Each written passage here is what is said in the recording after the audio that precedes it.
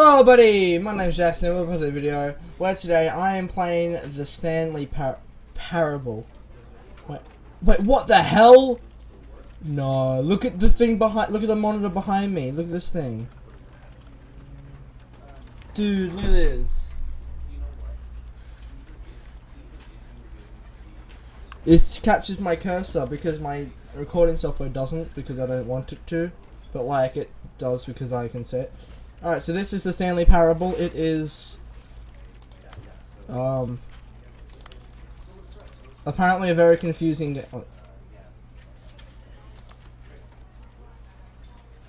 yeah! Your achievement unlocked! Saves enabled. Begin the game. End is never the end, is never the end, is never the loading, is never the end. Look, it's never the end, it's never the end, it's never... Alright, so that... Yeah, apparently this is a very confusing game that people won't get, and I did read the thing for it, the description for it on Steam. I'll read it at the end of the video. Or I'll pull it up here or something. But yeah, it's pretty confusing. If I'm not gonna lie, it's gonna take forever to load, isn't it? I'll be back when it's loaded in. Oh, it's almost there, guys. It's almost. This is the story of a man named Stanley. Ah. Stanley worked for a company in a big building where he was employee number 427. Employee number 427's job was simple. He sat at his desk in room 427 and he pushed buttons on a keyboard. Orders came to him through a monitor on his desk, telling him what buttons to push, how long to push them, and in what order. This is what employee 427 did every day of every month of every year. And although others might have considered it soul-ripping, Stanley relished every moment that the orders came in, as though he had been made exactly for this job. And Stanley was happy. Alright. One day, something very peculiar happened. Something that would forever change Stanley. Something he would never quite forget. He had been at his desk for nearly an hour when he realized that not one single order had arrived on the monitor for him to follow. No one had showed up to give him instructions, call a meeting, or even say hi. Never in all his years at the company had this happened, this complete isolation. Something was very clearly wrong. Shocked, frozen solid, Stanley found himself unable to move for the longest time. But as he came to his wits and regained his senses, he got up from his desk and stepped out of his office. All of his co-workers were gone. What could it mean? Stanley decided to go to the meeting room. Perhaps he had simply missed a memo. No matter how hard Stanley looked, he couldn't find a trace of his co-workers. You under the desks? Huh? You guys under the desks? You hiding from me? You trying to prank me? Huh? No? No? Already filing? Are you in the filing cabinets? Oh, I can open them?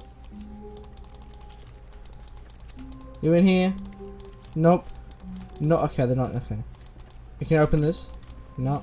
Stanley went around touching every little thing in the office. It didn't make a single difference. Nor did it advance the story in any way.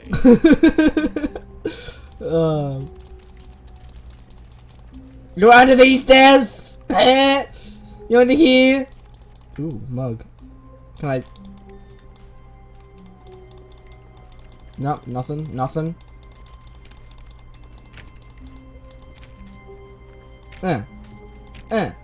Okay, 420. Just an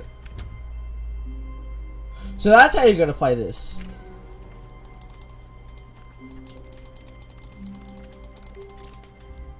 I hate Mondays. Oh, me too, man. Me too. Okay, let's close this door. Okay, I'm gonna crawl over there. Alright. When Stanley came to a set of 2 open doors, he entered the door on his left. Oh, did I now? Oh, did I? Oh, this is so tempting. I really want to do the one on the right. Oh, should I do the one on the right? Should I do the one on the right?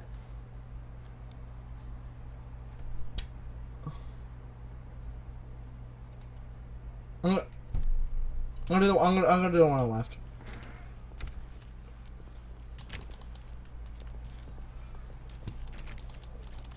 What's the time? What's the time?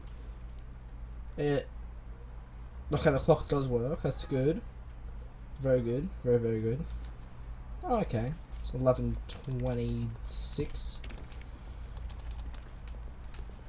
Well, this is very blue. Yet there was not a single person here either. Lie! Wave of disbelief, Stanley decided to go up to his boss's office, hoping he might find an answer there. How to solve a dispute with a coworker. Resident coworkers if you're not supporting you. Okay.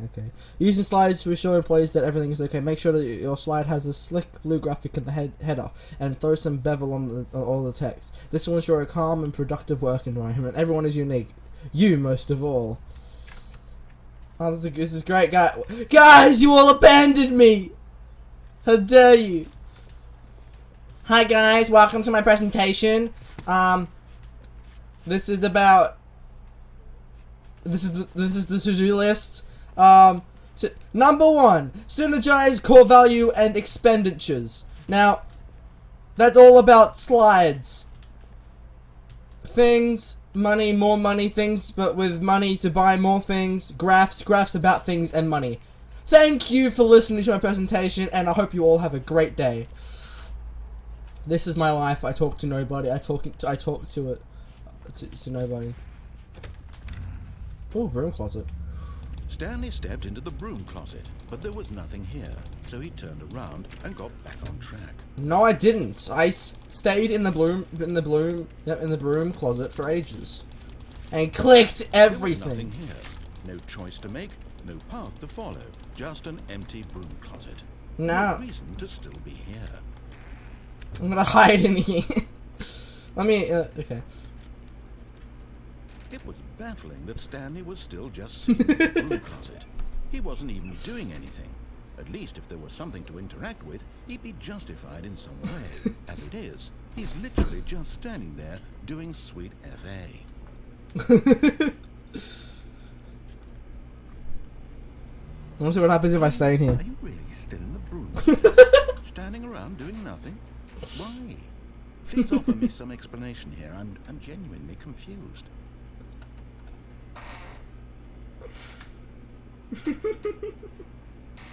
You do realize there's no choice or anything in here, right? If I'd said Stanley walked past the broom closet, at least you would have had a reason for exploring it to find out. But it didn't even occur to me because literally this closet is of absolutely no significance to the story whatsoever. I never would have thought to mention it.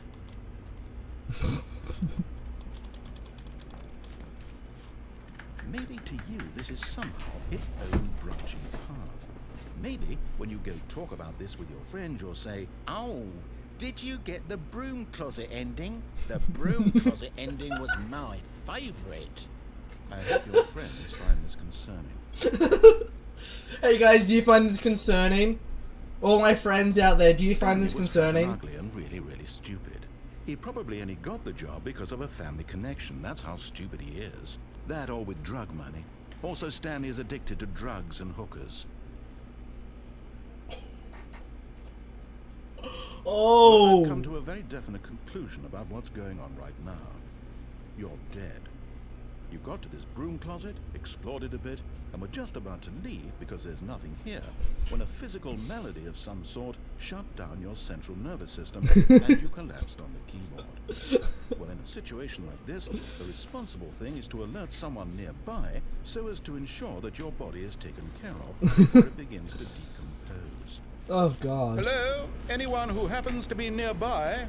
The person at this computer is dead. He or she has fallen prey to any number of your countless human physiological vulnerabilities. It's indicative of the long-term sustainability of your species. Please remove their corpse from the area and instruct another human to take their place at the computer, making sure they understand basic first-person video game mechanics and filling them in on the history of narrative tropes in video gaming, so that the irony and insightful commentary of this game is not lost on them. All right, when you've done that, just step out into the hallway. Just after I revive myself, just step out into the hallway. Anything else? Anything else, narrator? If I just run around a little bit. Anything else you would like to say?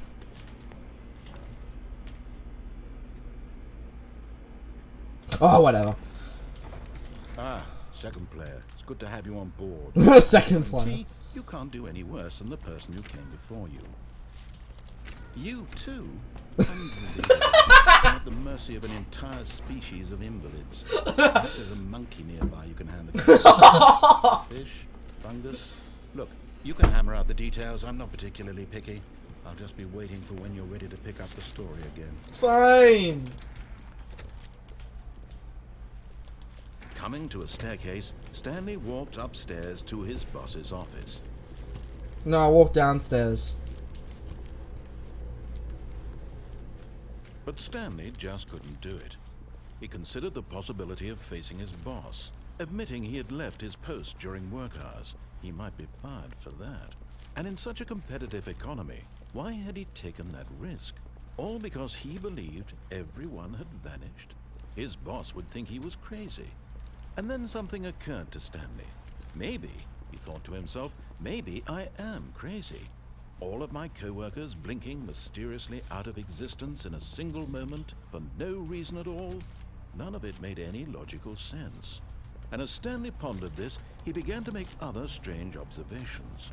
For example, why couldn't he see his feet when he looked down? Why did doors close automatically behind him wherever he went? And for that matter, these rooms were starting to look pretty familiar. Were they simply repeating? No, Stanley said to himself, this is all too strange. This can't be real. And at last, he came to the conclusion that had been on the tip of his tongue. He just hadn't found the words for it. I'm dreaming, he yelled. This is all a dream. Oh, what a relief Stanley felt to have finally found an answer, an explanation. His co-workers weren't actually gone. He wasn't going to lose his job. He wasn't crazy after all. And he thought to himself, I suppose I'll wake up soon. I'll have to go back to my boring real-life job pushing buttons. I may as well enjoy this while I'm still lucid. So, he imagined himself flying and began to gently float above the ground. Then he imagined himself soaring through space on a magical starfield, and it too appeared. It was so much fun, and Stanley marveled that he had still not woken up. How was he remaining so lucid? And then perhaps the strangest question of them all entered Stanley's head. One he was amazed he hadn't asked himself sooner. Why is there a voice in my head dictating everything that I'm doing and thinking? Now the voice was describing itself being considered by Stanley, who found it particularly strange.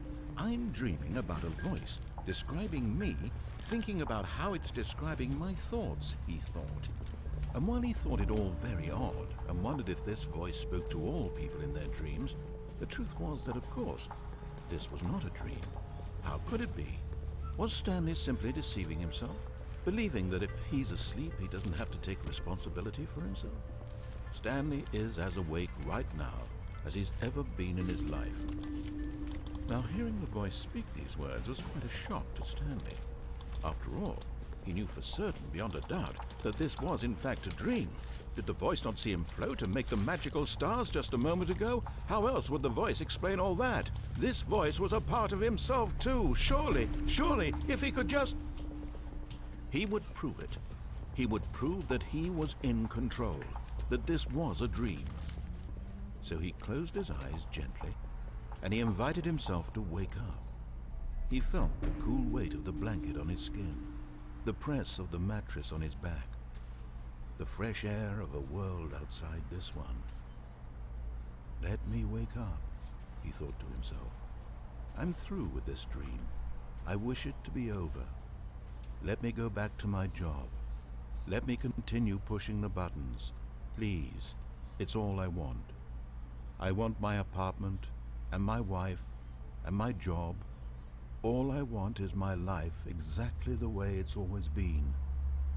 My life is normal. I am normal.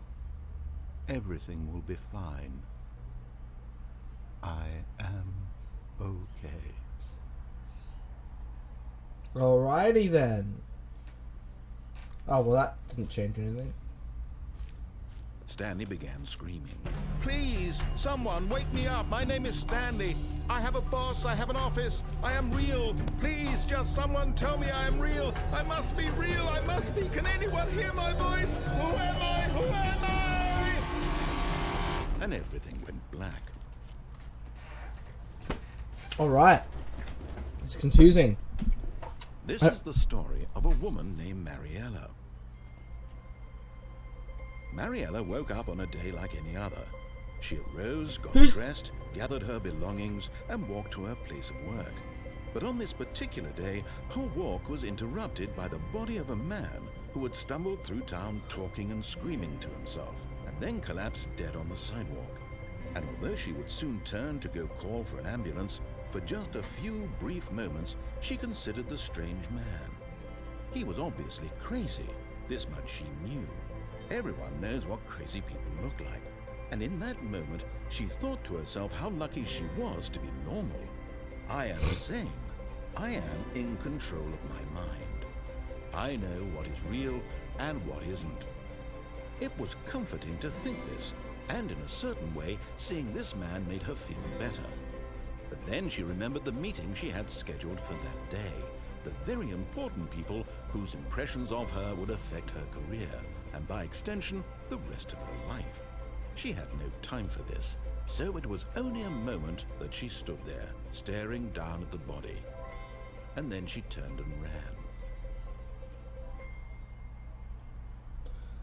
Okay. So basically I died? I died of craziness?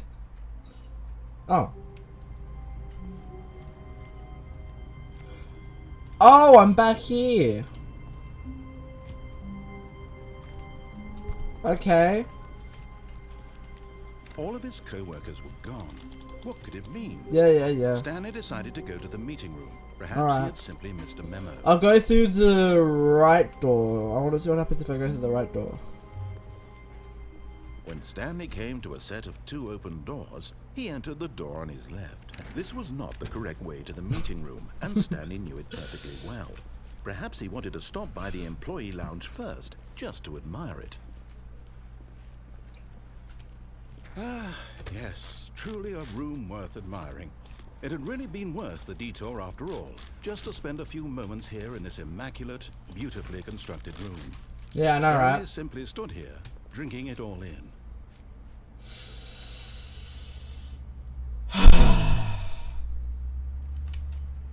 That's good.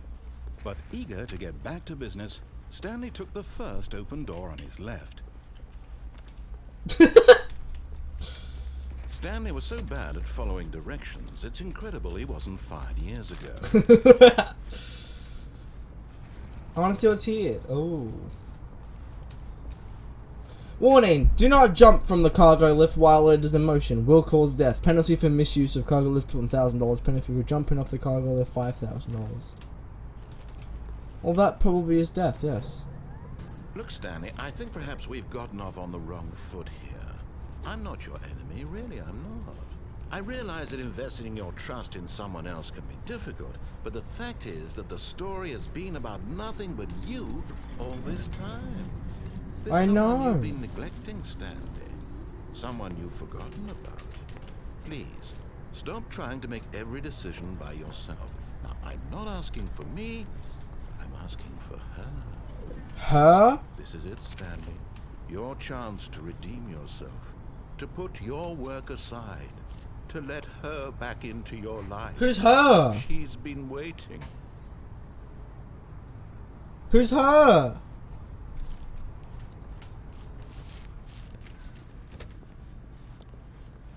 What? No. Well, this seems slightly ominous. A black door. Or like, it's a blue door with black inside it. Jesus. That's her, Stanley. You need to be the one to do this. To reach out to her. Oh, no, no, no. Did you just unplug the phone? No, that wasn't supposed to be a choice. How did you do that? You actually chose incorrectly? I didn't even know that was possible. Let me double check. No, it's definitely here, clear as day. Stanley picks up the phone. He's taken to his apartment where he finds his wife, and the two pledge themselves to one another. Music comes in, fade to white, roll credits. Not picking up the phone is actually somehow an incorrect course of action. How is that even possible? None of these decisions were supposed to mean anything. I don't understand. How on earth are you making meaningful choices? What did you... Wait a second. Did I just see... No, that's not possible. I can't believe it. How had I not noticed it sooner? You're not Stanley. You're a real person. Whoa. I can't believe I was so mistaken. This is why you've been able to make correct and incorrect choices. And to think I've been letting you run around in this game for so long. If you'd made any more wrong choices, you might have negated it entirely. It's as though you completely ignored even the most basic safety protocol for real-world decision-making. Or did you not grasp the severity of the situation? Well, I won't have that kind of risk on my watch. I'm going to stop the game for a moment so we can educate you properly on safe decision-making in the real world. Please observe this helpful instructional video. Right. Choice. Yes. It's the best part of being a real person.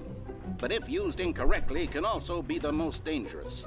For example, in this scenario, a hypothetical real person named Stephen has a choice.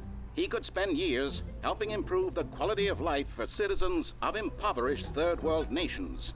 Or he could systematically set fire to every orphan living in a 30-kilometer radius of his house. Which choice would you make?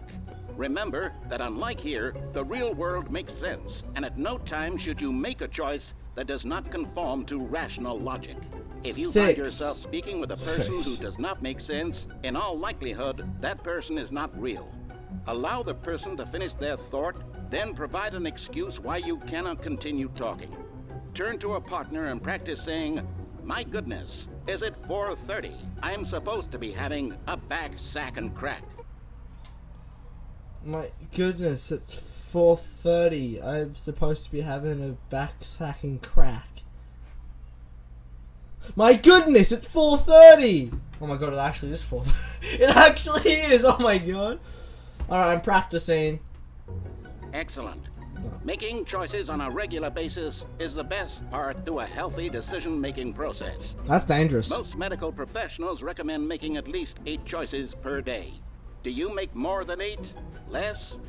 And finally, if you begin to wonder if your choices are actually meaningful and whether you'll ever make a significant contribution to the world, just remember that in the vast infiniteness of space, your thoughts and problems are materially insignificant. And the feeling should subside.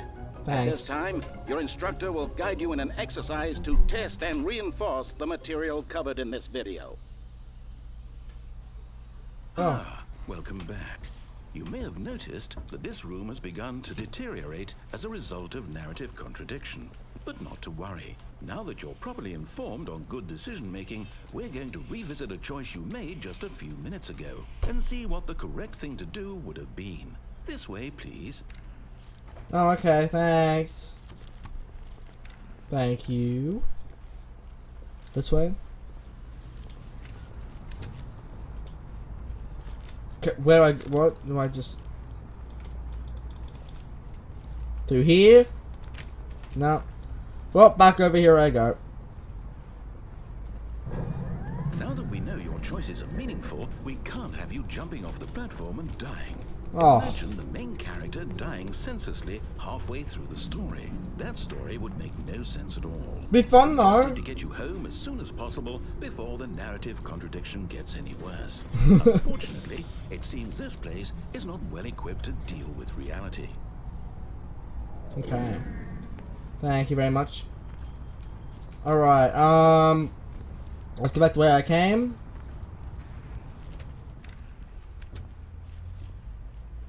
Okay, I'm going back the way I came. Let me guess, I take the left door. Almost there.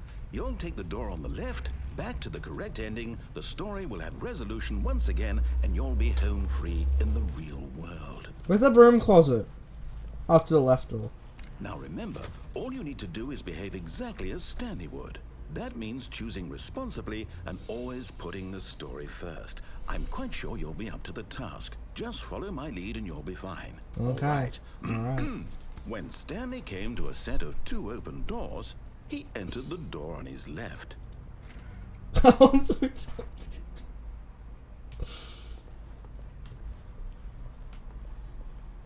No! Why did you do that? Quick, I had to. hurry back in the other direction. Perhaps we're not too late. I had to, I'm sorry.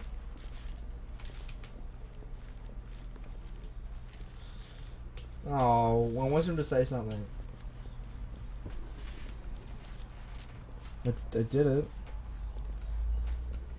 Where's my broom closet? Oh, it's ruined. I can't believe, after everything we talked about, that my story, you've destroyed my work. Why? For what?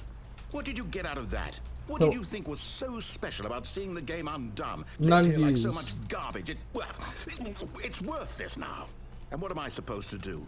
Even if there were a way to continue, would it be worth it? To know that my story is now incorrect? How can I go back to that? I can't erase that knowledge. I'll have to live with it forever. Reliving its impossibility forever. I couldn't live that way. Is it better to shut the game down entirely? To willingly destroy all of my work? I don't know. What's the answer? What do I do? What do I do? What do I... No, I have to. I have to shut the game down. I have to. I have to. No!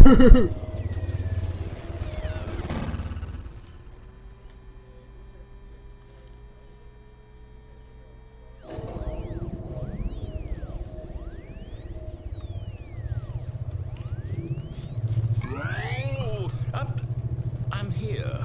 I'm still here. Here in this pile of rubbish. With you. You. Who thought you were so clever. Now look where we are. My entire game is destroyed. It was the only thing in the world that was mine, and you've run it into the ground. What, did you think that would be funny? Yeah, it Just is. had to see? Yeah. Didn't I impress upon you how important it was to be like Stanley?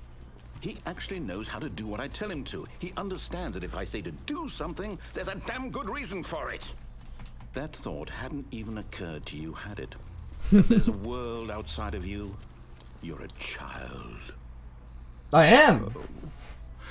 My story. If you'd just gone through the door on the left, you would have seen it. There was a whole underground facility. You would have destroyed it and been victorious. It would have been so perfect. I worked so hard on it. I tried so hard. Behave exactly as Stanley would. That means choosing responsibly and always putting the story first. I'm quite sure you'll be up to the task. Just follow my lead and you'll be fine. All right. When Stanley came to a set of 2 open doors, he entered the door on his left. Now is it gonna be altered again?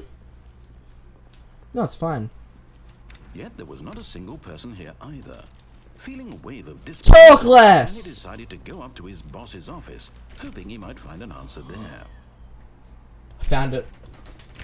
No, it's locked! Oh. Coming to a staircase, Stanley walked upstairs to his boss's office. He walked upstairs to his boss's office. Who wasn't here?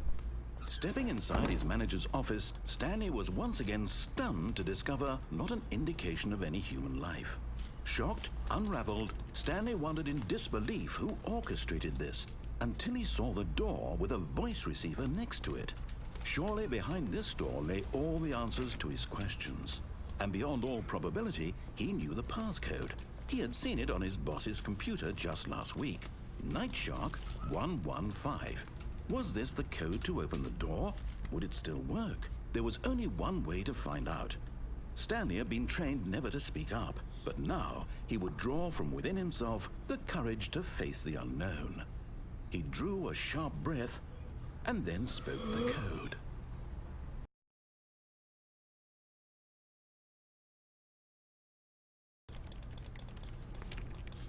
What?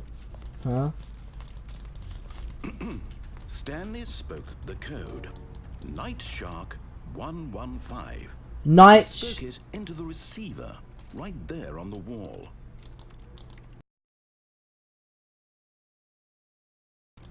I don't know. I'm clicking it and doing whatever. I'm sorry, is there a problem?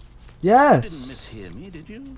Please speak the code into the receiver. I Otherwise can't. we can't get on with the story. This is a crucial. I actually can't though. Okay, fine. You're not gonna do it, but you know what? It's pretty humiliating to bring you this far, only for you to suddenly decide you have better things to do. I asked you for this one single thing, for your respect. The kind of respect Stanley shows for his choices. He knows what it means to take a story seriously. If you didn't want to see what I had to show you, then why did you come here? You had a choice, you know. You could have gone through the door on the right. You could have done whatever the hell you wanted over there. Why did you come this way? Speak. Say something to me. Explain yourself, you coward. Hi. Oh. When Stanley came to a set of two open doors, he entered the door on his left. What the hell? Stanley? Hello? Is everything okay? Stanley, please. I need you to make a choice. I need you to walk through the door. Are you listening to me? Can you hear me? Is everything all right? Stanley, this is important. The story needs you. It needs you to make a decision. It cannot exist without you. Do you understand me? Whatever choice you make is just fine. They're both correct. You cannot be wrong here. We can work together. I'll accept whatever you do. I simply need you to take that step forward, please. Choose. Do something. Anything. This is more important than you can ever know. I need this. The story needs it. So, you hear me? Are you there? Are you listening to this? Stanley, are you there? Okay. It's okay, I can wait. You need time to decide. Time to make sure your choice is correct. That is the best choice. That's all right. I'll wait for you to decide what's the right thing to do.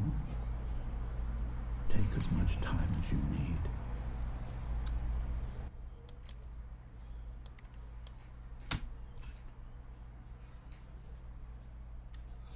So that was the Stanley Parable Part 1.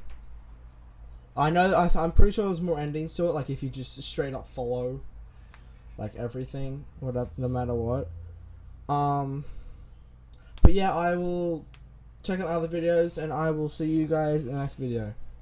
See ya!